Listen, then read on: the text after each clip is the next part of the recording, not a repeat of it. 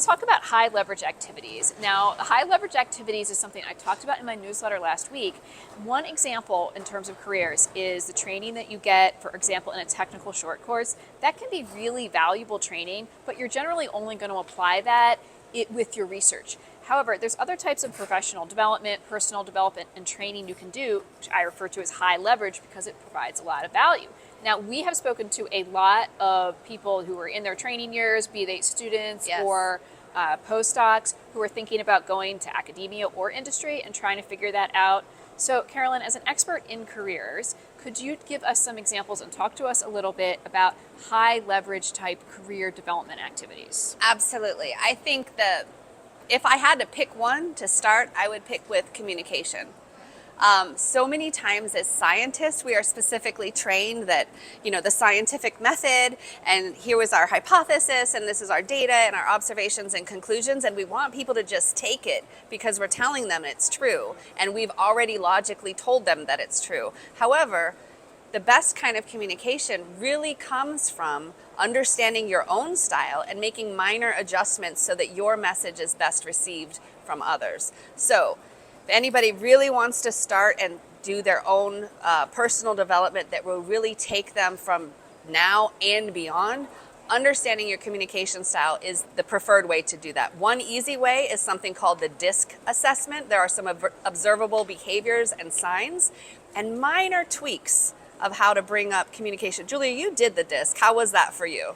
I found the assessment to be very accurate. It explained a lot about, I think, maybe some of the whys behind why I communicate the way that I do. And it also actually made me have more appreciation for others have different ways of communicating to maybe get myself a little bit out of that mindset of maybe even if I wasn't thinking it explicitly, I communicate the right way, or that's what this I is thought the clear too. way, Yeah. right? Yeah. And then you really realize it's just one way, and I hope that in time I can do more and do better to adjust my communication style to that of my communication partner or partners, right? Absolutely. I think you're already doing a nice job. There was a time Julia wanted to send an email, made a minor modification, and got an immediate reply, because we do end up thinking that our way is the right way. And Julia and I do communicate very similarly. That's why we're friends.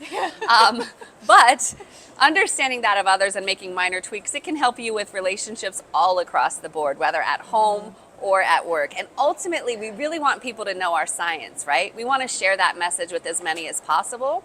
So if we can just tweak our message, this is a skill that's just so valuable and helpful. Yeah, and I talked a little bit about that yesterday too in my talk on when you're at that early training stage, you're in the weeds, and that's exactly where you want to be. That's not a criticism to say you're in the technical weeds. You're with other people who are doing similar work to you. You're using that jargon, and you're really developing a high level of expertise in that one technical area, which is exactly appropriate for that career stage. So wonderful.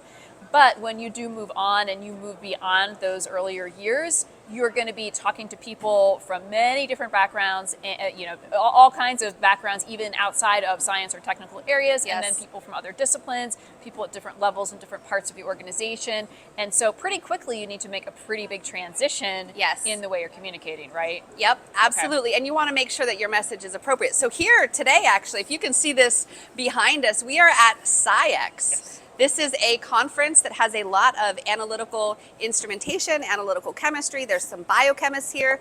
But this entire room, I would say probably 70% or more, are going to be PhD level scientists that are now serving in many, many different roles and capacities. And so for sure, all of these booths and vendors and full of specialists that really know their instruments and crafts, they're having to communicate on a much different level than they may have in grad school. And I think that it's serving them well. Yeah. Well, Caroline, I think communication is a high leverage skill. It's something that's going to help you in your career, whether you're going to academia, nonprofit, government, the private sector. It can help you at home. Absolutely. In your marriage, with your partner, with your family. So thank you. And I'm Julia Barzyk from Wise Investigator. Caroline? I am Caroline Sangal from Next Success. And I will continue to develop content that's going to be a helpful resource for you guys. I I get to help Julia a lot of times with some people. So we will continue to share because we both want to just serve everybody and do the best that we can. So work on your communication. Yeah. If you need help, we're here. Thanks. Thanks.